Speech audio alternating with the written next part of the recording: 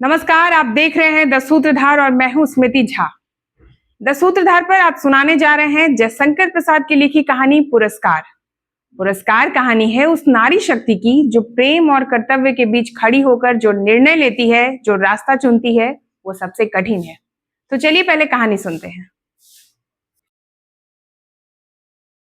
आद्रा नक्षत्र, आकाश में काले काले बादलों की घुमर, जिसमें देव दुंदुभी का गंभीर घोष। प्राची के एक निरभ्र कोने से स्वर्ण पुरुष झांकने लगा था। देखने लगा महाराज की सवारी। शैलमाला के अंचल में समतल उर्वरा भूमि से सौंधी बास उठ रही थी। नगर तोरण से जयघोष हुआ। भीड़ में गजराज का चामरधारी शून्य उन्नत दिखाई पड़ा। वह हर्ष और उल्लास का समुद्र हिलोर भरता हुआ आगे बढ़ने लगा। प्रभात की हेम किरणों से अनुरंजित नन्ही नन्ही बूंदों का एक झोंका स्वर्ण मल्लिका के समान बरस पड़ा। मंगल सूचना से जनता ने हर्ष ध्वनि की। रथों, हाथियों और अश्वारोहियों की पंक्ति जम गई। दर्शकों की भीड़ भी कम न थी। गजराज बैठ गया। सीढ़ियों से महाराज उतरे। सौभाग्यवती और कुमारी सुंदरियों के दो दल आम्र पल्लवों से सुशोभित मंगल कलश और फूल कुंकुम तथा खीलों से भरे थाल लिए मधुर गान करते हुए आगे बढ़े। महाराज के मुख पर मधुर मुस्कान थी। पुरोहित वर्ग ने स्वस्वत्ययन किया। स्वर्ण रंजित हल की मूठ पकड़कर महाराज ने जुते हुए सुंदर पुष्ट बैलों को चलने का संकेत किया। बाजे बजने लगे। किशोरी कुमारियों ने खीलों और फूलों की वर्षा की। कौशल का यह उत्सव प्रसिद्ध था। एक दिन के लिए महाराज को कृषक बनना पड़ता। उस दिन इंद्र पूजन की धूमधाम होती, गोठ होती। नगर निवासी उस पहाड़ी भूमि में आनंद मनाते। प्रतिवर्ष कृषि का यह महोत्सव उत्साह से संपन्न होता। दूसरे राज्यों से भी युवक राजकुमार इस उत्सव में बड़े चाव से आकर योग देते। मगध का एक राजकुमार अरुण अपने रथ पर बैठा बड़े कौतूहल से यह दृश्य देख रहा था। बीजों का एक बाल लिए कुमारी मधुलिका महाराज के साथ थी। बीज बोते हुए महाराज जब हाथ बढ़ाते तब मधुलिका उनके सामने थाल कर देती। यह खेत मधुलिका का था, जो इस साल महाराज की खेती के लिए चुना गया था। इसलिए बीज देने का सम्मान मधुलिका ही को मिला। वह कुमारी थी, सुंदरी थी। कौशल वसन उसके शरीर पर इधर उधर लहराता हुआ स्वयं शोभित हो रहा था। वह कभी उसे संभालती और कभी अपने रूखे अलकों को। कृषक बालिका के शुभ्र भाल पर श्रम कणों की भी कमी न थी। वे सब बरौनियों में गूंथे जा रहे थे। सम्मान और लज्जा उसके अधरों पर मंद मुस्कुराहट के साथ सिहर उठते, किंतु महाराज को बीज देने में उसने शिथिलता नहीं की। सब लोग महाराज का हल चलाना देख रहे थे, विस्मय से, कौतूहल से। और अरुण देख रहा था कृषक कुमारी मधुलिका को। आहा, कितना भोला सौंदर्य, कितनी सरल चितवन। उत्सव का प्रधान कृत्य समाप्त हो गया। महाराज ने मधुलिका के खेत को पुरस्कार दिया। थाल में कुछ स्वर्ण मुद्राएं, वह राजकीय अनुग्रह था। मधुलिका ने थाली सिर से लगा ली, किंतु साथ में उसमें की स्वर्ण मुद्राओं को महाराज पर न्यौछावर करके बिखेर दिया। मधुलिका की उस समय की ऊर्जस्वित मूर्ति लोग आश्चर्य से देखने लगे। महाराज की भ्रिकुटी भी जरा चढ़ी ही थी कि मधुलिका ने सविनय कहा, देव, यह मेरे पितृ पितामहों की भूमि है। इसे बेचना अपराध है, इसलिए मूल्य स्वीकार करना मेरे सामर्थ्य के बाहर है। महाराज के बोलने के पहले ही वृद्ध मंत्री ने तीखे स्वर से कहा, अबोध, क्या बक रही है? राजकीय अनुग्रह का तिरस्कार? तेरी भूमि से चौगुना मूल्य है। फिर कौशल का तो यह सुनिश्चित राष्ट्र नियम है। तू आज से राजकीय रक्षण पाने की अधिकारिणी हुई। इस धन से अपने को सुखी बना। राजकीय रक्षण की अधिकारिणी तो सारी प्रजा है मंत्रीवर। महाराज को भूमि समर्पण करने में तो मेरा कोई विरोध न था और न है, किंतु मूल्य स्वीकार करना असंभव है। मधुलिका उत्तेजित हो उठी। महाराज के संकेत करने पर मंत्री ने कहा, देव, वाराणसी युद्ध के अन्यतम वीर सिंहमित्र की यह एकमात्र कन्या है। महाराज चौंक उठे। सिंहमित्र की कन्या, जिसने मगध के सामने कौशल की लाज रख ली थी, उसी वीर की मधुलिका कन्या है? हाँ देव, सविनय मंत्री ने कहा। इस उत्सव के परंपरागत नियम क्या है मंत्रीवर? महाराज ने पूछा। देव, नियम तो बहुत साधारण है। किसी भी अच्छी भूमि को इस उत्सव के लिए चुनकर नियमानुसार पुरस्कार स्वरूप उसको मूल्य दे दिया जाता है, वह भी अत्यंत अनुग्रह पूर्वक, अर्थात भू संपत्ति का चौगुना मूल्य उसे मिलता है। उस खेती को वही व्यक्ति वर्ष भर देखता है। वह राजा का खेत कहा जाता है। महाराज को विचार संघर्ष से विश्राम की अत्यंत आवश्यकता थी। महाराज चुप रहे। जयघोष के साथ सभा विसर्जित हुई। सब अपने अपने शिविरों में चले गए, किंतु मधुलिका को उत्सव में फिर किसी ने ना देखा। वह अपने खेत की सीमा पर विशाल मधुक वृक्ष के चिकने हरे पत्तों की छाया में अनमनी चुपचाप बैठी रही। रात्रि का उत्सव अब विश्राम ले रहा था। राजकुमार अरुण उसमें सम्मिलित नहीं हुआ। अपने विश्राम भवन में जागरण कर रहा था। आंखों में नींद ना थी। प्राची में जैसे गुलाली खिल रही थी, वह रंग उसकी आंखों में था। सामने देखा तो मुंडेर पर एक कपोली एक पैर पर खड़ी पंख फैलाए अंगड़ाई ले रही थी। अरुण उठ खड़ा हुआ। द्वार पर सुसज्जित अश्व था। वह देखते देखते नगर तोरण पर जा पहुंचा। रक्षकगण ऊँघ रहे थे। अश्व के पैरों के शब्द से चौंक उठे। युवक कुमार तीर सा निकल गया। सिंधु देश का तुरंग प्रभात के पवन से पुलकित हो रहा था। घूमता घूमता अरुण उसी मधुक वृक्ष के नीचे पहुंचा जहां मधुलिका अपने हाथ पर सिर धरे हुए खिन्न निद्रा का सुख ले रही थी। अरुण ने देखा एक छिन्न माधवलिता वृक्ष की शाखा से च्युत होकर पड़ी है। सुमन मुकुलित भ्रमर निस्पंद थे। अरुण ने अपने अश्व को मौन रहने का संकेत किया उस सुषमा को देखने के लिए, परंतु कोकिल बोल उठा। जैसे उसने अरुण से प्रश्न किया, छी, कुमारी के सोए हुए सौंदर्य पर दृष्टिपात करने वाले धृष्ट, तुम कौन? मधुलिका की आंखें खुल पड़ी। उसने देखा एक अपरिचित युवक। वह संकोच से उठ बैठी। भद्रे, तुम ही न कल के उत्सव की संचालिका रही हो? उत्सव? हाँ, उत्सव ही तो था। कल उस सम्मान। क्यों, आपको कल का स्वप्न सता रहा है? भद्र, क्या आप मुझे इस अवस्था में संतुष्ट ना रहने देंगे? मेरा हृदय तुम्हारी उस छवि का भक्त बन गया है देवी। मेरे उस अभिनय का, मेरी विडंबना का। आह, मनुष्य कितना निर्दयी है। अपरिचित, क्षमा करो, जाओ अपने मार्ग। सरलता की देवी, मैं मगध का राजकुमार तुम्हारे अनुग्रह का प्रार्थी हूँ। मेरे हृदय की भावना अब गुंठन में रहना नहीं जानती। उसे अपनी राजकुमार, मैं कृषक बालिका हूँ।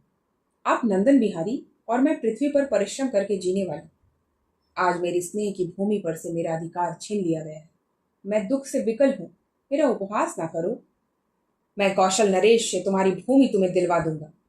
नहीं, वह कौशल का राष्ट्रीय नियम है। मैं उसे बदलना नहीं चाहती, चाहे उससे मुझे कितना ही दुख हो। तब तुम्हारा रहस्य क्या है? यह रहस्य मानव हृदय का है, मेरा नहीं। राजकुमार, नियमों से यदि मानव हृदय बाध्य होता तो आज मगध के राजकुमार का हृदय किसी राजकुमारी की ओर ना खींचकर एक कृषक बालिका का अपमान करने ना आता। मधुलिका उठ खड़ी हुई। चोट खाकर राजकुमार लौट पड़ा। किशोर किरणों में उसका रत्न किरीट चमक उठा। अश्ववेग से चला जा रहा था और मधुलिका निष्ठुर प्रहार करके क्या स्वयं आहत ना हुई? उसके हृदय में टीस सी होने लगी। वह सजल नेत्रों से उड़ती हुई धूल देखने लगी। मधुलिका ने राजा का प्रतिपादन अनुग्रह नहीं लिया। वह दूसरे खेतों में काम करती और चौथे पहर रूखी सूखी खाकर पड़ रहती। मधुक वृक्ष के नीचे छोटी सी पर्ण कुटीर थी। सूखे डंठलों से उसकी दीवार बनी थी। मधुलिका का वही आश्रय था। कठोर परिश्रम से जो रूखा अन्न मिलता, वही उसकी सांसों को बढ़ाने के लिए पर्याप्त था। दुबली होने पर भी उसके अंग पर तपस्या की कांति थी। आसपास के कृषक उसका आदर करते। वह एक आदर्श बालिका थी। दिन, सप्ताह, महीने और वर्ष बीतने लगे। शीतकाल की रजनी, मेघों से भरा आकाश जिसमें बिजली की दौड़ धूप। मधुलिका का छाछन टपक रहा था। ओढ़ने की कमी थी। वह ठिठुरकर एक कोने में बैठी थी। मधुलिका अपने अभाव को आज बढ़ाकर सोच रही थी। जीवन के सामंजस्य बनाए रखने वाले उपकरण तो अपनी सीमा निर्धारित रखते हैं, परंतु उनकी आवश्यकता और कल्पना भावना के साथ बढ़ती घटती रहती है। आज बहुत दिनों पर उसे बीती हुई बात स्मरण हुई। 2 नहीं 3 वर्ष हुए होंगे। इसी मधु के नीचे प्रभात में तरुण राजकुमार ने क्या कहा था? वह अपने हृदय से पूछने लगी। उन चाटुकारी के शब्दों को सुनने के लिए उत्सुक सी वह पूछने लगी, क्या कहा था? दुख दग्ध हृदय उन स्वप्न सी बातों को स्मरण रख सकता था, और स्मरण ही होता तो भी कष्टों की इस काली निशा में वह कहने का साहस करता। हाय री विडंबना। आज मधुलिका उस बीते हुए क्षण को लौटा लेने के लिए विकल थी। दारिद्र्य की ठोकरों ने उसे व्यथित और अधीर कर दिया है। मगध की प्रसाद माला के वैभव का काल्पनिक चित्र उन सूखे डंठलों के रंध्रों से नभ में बिजली के आलोक में नाचता हुआ दिखाई देने लगा। खिलवाड़ी शिशु जैसे श्रावण की संध्या में जुगनू को पकड़ने के लिए हाथ लपकता है, वैसे ही मधुलिका मन ही मन कर रही थी। अभी वह निकल गए। वर्षा ने भीषण रूप धारण किया। गड़गड़ाहट बढ़ने लगी। ओले पड़ने की संभावना थी। मधुलिका अपने जर्जर झोपड़ी के लिए कांप उठी। सहसा बाहर कुछ शब्द हुआ। कौन है यहाँ? पथिक को आश्रय चाहिए। मधुलिका ने डंठलों का कपाट खोल दिया। बिजली चमक उठी। उसने देखा एक पुरुष घोड़े की डोर पकड़े खड़ा है। वह सहसा चिल्ला उठी, राजकुमार! मधुलिका! आश्चर्य से युवक ने कहा। एक क्षण के लिए सन्नाटा छा गया। मधुलिका अपनी कल्पना को सहसा प्रत्यक्ष देखकर चकित हो गई। इतने दिनों के बाद आज फिर? अरुण ने कहा। कितना समझाया मैंने, परंतु मधुलिका अपनी दयनीय अवस्था पर संकेत करने देना नहीं चाहती थी। उसने कहा, और आज आपकी यह क्या दशा है? सिर झुकाकर अरुण ने कहा, मैं मगध का विद्रोही निर्वासित कौशल में जीविका खोजने आया हूँ। मधुलिका उस अंधकार में हंस पड़ी। मगध का विद्रोही राजकुमार का स्वागत करे एक अनाथनी कृषक बालिका, यह भी एक विडंबना है। तो भी मैं स्वागत के लिए प्रस्तुत हूँ। शीतकाल की निस्तब्ध रजनी, कोहरे से धुली हुई चांदनी, हाड़ कपा देने वाला समीर। तो भी अरुण और मधुलिका दोनों पहाड़ी गह्वर के द्वार पर वट वृक्ष के नीचे बैठे हुए बातें कर रहे हैं। मधुलिका की वाणी में उत्साह था, किंतु अरुण जैसे अत्यंत सावधान होकर बोलता। मधुलिका ने पूछा, तुम इतनी विपन्न अवस्था में हो तो फिर इतने सैनिकों को साथ रखने की क्या आवश्यकता है? मधुलिका, बाहुबल ही तो वीरों की आजीविका है। ये मेरे जीवन मरण के साथी हैं। भला मैं इन्हें कैसे छोड़ देता? और करता ही क्या? क्यों, हम लोग परिश्रम से कमाते और खाते। अब तो तुम भूल ना करो, मैं अपने बाहुबल पर भरोसा करता हूँ। नए राज्य की स्थापना कर सकता हूँ। निराश क्यों हो जाऊं? अरुण के शब्दों में कंपन था। वह जैसे कुछ कहना चाहता था पर कह ना सकता था। नवीन राज्य? ओहो, तुम्हारा उत्साह तो कम नहीं। भला कैसे? कोई ढंग बताओ तो मैं भी कल्पना का आनंद ले लूं। कल्पना का आनंद नहीं मधुलिका, मैं तुम्हें राजरानी के सम्मान में सिंहासन पर बैठाऊंगा। तुम अपने छीने हुए खेतों की चिंता करके भयभीत ना हो। एक क्षण में सरल मधुलिका के मन में प्रमाद का अंधड़ बहने लगा। द्वंद्व मच गया। उसने सहसा कहा, मैं सचमुच आज तक तुम्हारी प्रतीक्षा करती थी राजकुमार। अरुण ठिठाई से उसके हाथों को दबाकर बोला, तो मेरा भ्रम था। तुम सचमुच मुझे प्यार करती हो। युवती का वक्षस्थल फूल उठा। वह हाँ भी नहीं कह सकती थी, ना भी नहीं। अरुण ने उसकी अवस्था का अनुभव कर लिया। कुशल मनुष्य के समान उसने अवसर को हाथ से न जाने दिया। तुरंत बोल उठा, तुम्हारी इच्छा हो तो प्राणों से पन लगाकर मैं तुम्हें इस कौशल सिंहासन पर बैठा दूं। मधुलिके, अरुण के खड़क का आतंक देखोगी? मधुलिका एक बार कांप उठी। वह कहना चाहती थी नहीं, किंतु उसके मुंह से निकला, क्या? सत्य मधुलिका, कौशल नरेश तभी से तुम्हारे लिए चिंतित है। यह मैं जानता हूँ। तुम्हारी साधारण सी प्रार्थना वह अस्वीकार ना करेंगे। और मुझे यह भी विदित है कि कौशल ने सेनापति अधिकांश सैनिकों के साथ पहाड़ी 10 युवाओं का दमन करने के लिए बहुत दूर चले गए हैं। मधुलिका की आंखों के आगे बिजलियां हंसने लगी। दारुण भावना से उसका मस्तक विकृत हो उठा। अरुण ने कहा, तुम बोलती नहीं हो। जो कहोगे वह करूंगी, मंत्रमुग्ध सी मधुलिका ने कहा। स्वर्ण मंच पर कौशल नरेश अर्धनिद्रित अवस्था में आंखें मुकुलित किए हैं। एक चमधारिणी युवती पीछे खड़ी अपनी कलाई बड़ी कुशलता से घुमा रही है। चामर के शुभ्र आंदोलन उस प्रकोष्ठ में धीरे धीरे संचलित हो रहे हैं। तांबुल वाहिनी प्रतिमा के समान दूर खड़ी है। प्रतिहारी ने कहा, जय हो देव, एक स्त्री कुछ प्रार्थना लेकर आई है। आंख खोलते हुए महाराज ने कहा, स्त्री प्रार्थना करने आई? आने दो। प्रतिहारी के साथ मधुलिका आई। उसने प्रणाम किया। महाराज ने स्थिर दृष्टि से उसकी ओर देखा और कहा, तुम्हें कहीं देखा है? 3 बरस हुए देव, मेरी भूमि खेती के लिए ली गई थी। ओह, तो तुम इतने दिन कष्ट में बिताए, आज उसका मूल्य मांगने आई हो? क्यों? अच्छा अच्छा, तुम्हें मिलेगा।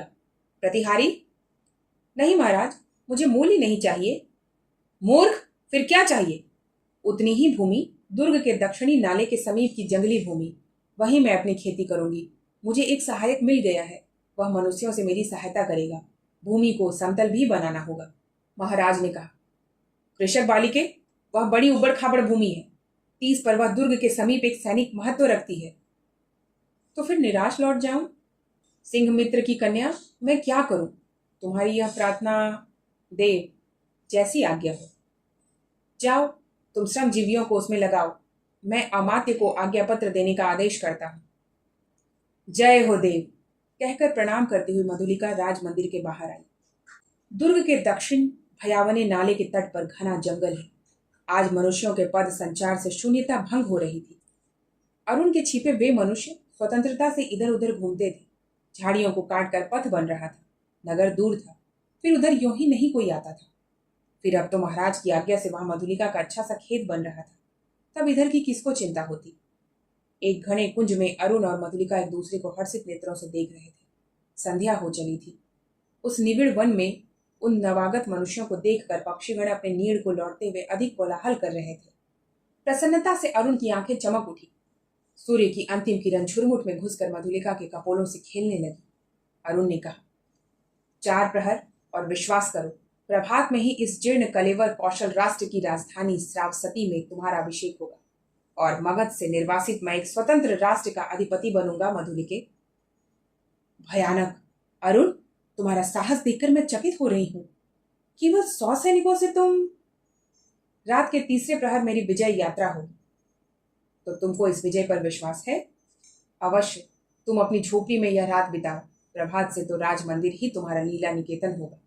मधुलिका प्रसन्न थी, किंतु अरुण के लिए उसकी कल्याण कामना सशंक थी। वह कभी कभी उद्विग्न सी होकर बालकों के समान प्रश्न कर बैठती। अरुण उसका समाधान कर देता। सहसा कोई संकेत पाकर उसने कहा, अच्छा, अंधकार अधिक हो गया है। अभी तुम्हें जाना है और मुझे प्राणपण से इस अभियान के प्रारंभिक कार्यों को अर्धरात्रि तक पूरा कर लेना चाहिए। तब रात्रि भर के लिए विदा मधुलिके। मधुलिका उठ खड़ी हुई। कटीली झाड़ियों से उलझती हुई क्रम से बढ़ने वाले अंधकार में वह झोपड़ी की ओर चली। पर अंधकारमय था और मधुलिका का हृदय भी निविड़ तम से घिरा था। उसका मन सहसा विचलित हो उठा। मधुरता नष्ट हो गई। जितनी सुख कल्पना थी वह जैसे अंधकार में विलीन होने लगी। वह भयभीत थी। पहला भय उसे अरुण के लिए उत्पन्न हुआ। यदि वह सफल ना हुआ तो? फिर सहसा सोचने लगी, वह सफल क्यों ना हो? श्रावस्ती दुर्ग एक विदेशी के अधिकार में क्यों चला जाए? मगध का चिर शत्रु, ओह, उसकी विजय। कौशल नरेश ने क्या कहा था? सिंहमित्र की कन्या, सिंहमित्र कौशल का रक्षक वीर, उसी की कन्या आज क्या करने जा रही है? नहीं नहीं मधुलिका, मधुलिका, जैसे उसके पिता उस अंधकार में पुकार रहे थे। वह पगली की तरह चिल्ला उठी। रास्ता भूल गई। रात एक पहर बीत चली पर मधुलिका अपनी झोपड़ी तक ना पहुंची। वह उधेड़ बुन में विक्षिप्त सी चली जा रही थी। उसकी आंखों के सामने कभी सिंहमित्र और कभी अरुण की मूर्ति अंधकार में चित्रित होती जाती। उसे सामने आलोक दिखाई पड़ता। वह बीच पथ में खड़ी हो गई। प्रायः 100 उल्काधारी अश्वारोही चले आ रहे थे और आगे आगे एक वीर अधेड़ सैनिक था। उसके बाएं हाथ में अश्व की बलगा और दाहिने हाथ में नग्न खड़ग। अत्यंत धीरता से वह टुकड़ी अपने पथ पर चली जा रही थी। परंतु मधुलिका बीच पथ से हिली नहीं। प्रमुख सैनिक पास आ गया और मधुलिका अब भी नहीं हटी।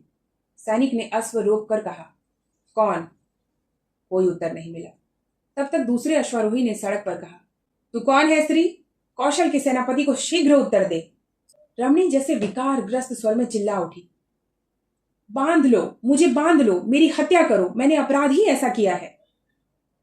सेनापति हंस पड़े, बोले, पगली है। पगली नहीं, यदि वही होती तो इतनी विचार वेदना क्यों होती? सेनापति, मुझे बांध लो, राजा के पास ले चलो। क्या है, स्पष्ट कह। श्रावस्ती का दुर्ग एक प्रहर में 10 युवाओं के हस्तगत हो जाएगा। दक्षिणी नाले के पार उनका आक्रमण होगा। सेनापति चौंक उठे। उन्होंने आश्चर्य से पूछा, तू क्या कह रही है? मैं सत्य कह रही हूं, शीघ्रता करो। सेनापति ने 80 सैनिकों को नाले की ओर धीरे धीरे बढ़ने की आज्ञा दी और स्वयं 20 अश्वारोहियों के साथ दुर्ग की ओर बढ़े। मधुलिका एक अश्वारोही के साथ बांध दी गई।